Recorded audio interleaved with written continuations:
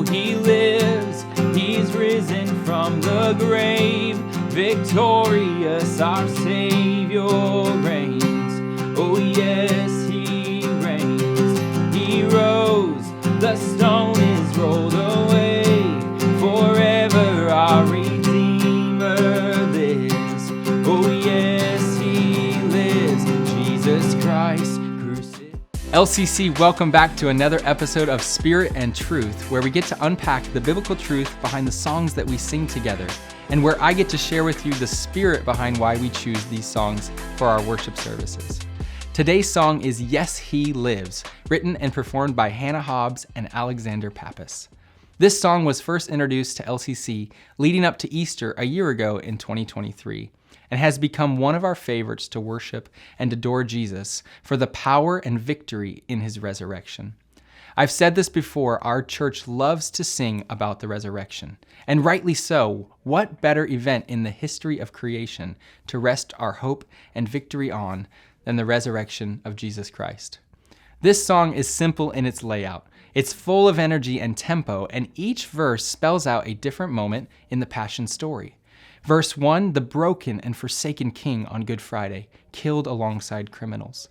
Verse 2, the shaken temple and torn veil split after the death of Jesus. Verse 3, the silence and anticipation of Saturday, the Sabbath. And of course, verse 4, the empty tomb of Sunday's victory. You may know this story, but here are a few verses to ground us in the factual and biblical telling of his resurrection. Starting in Luke chapter 23, verses 32 and 33. There were also two others, criminals, led with him to be put to death.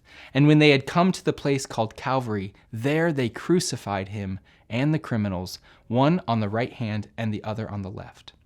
And in Matthew chapter 27, verse 51, then behold, the veil of the temple was torn in two from top to bottom, and the earth quaked and the rocks were split.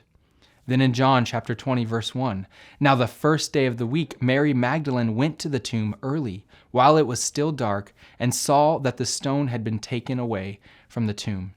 And finally in Mark chapter 16, verse 6, it says, do not be alarmed. You seek Jesus of Nazareth, who was crucified. He is risen. He is not here.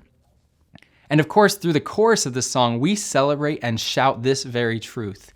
He lives. He's risen from the grave. Victorious, our Savior reigns. He rose. The stone is rolled away. Forever, our Redeemer lives. Oh, yes, he lives. This chorus, although rooted in this New Testament story of Jesus, is actually a modern rephrasing of a verse from the oldest book in the Bible, Job chapter 19, verses 25 through 26. For I know that my Redeemer lives, and he shall stand at last on the earth. And after my skin is destroyed, this I know, that in my flesh I shall see God. The power and implications of a risen and resurrected God who has conquered death and lives forever is the greatest and oldest truth that humanity can proclaim. It has been prophesied and anticipated for thousands of years, and that work has been completed and performed by Jesus Christ. Finally, in the bridge, we proclaim what this resurrection of Jesus means to us, and this is why we sing this song. It reminds us of our place in his story. Jesus Christ crucified. Through his death there is life. By the blood of the Lamb we have been forgiven. Our debt has been paid. There is grace upon grace. Only one name that saves, and his name is Jesus. I don't have much more to add than that. I love this song for its musical excitement and its energy, but even more so, I love this song for the timeless and eternal truth that it compels us to proclaim and remind ourselves of each Sunday we sing it. I hope hearing about the spirit and truth behind this song encourages you the next time we get to sing it together. Thank you, church. Take care.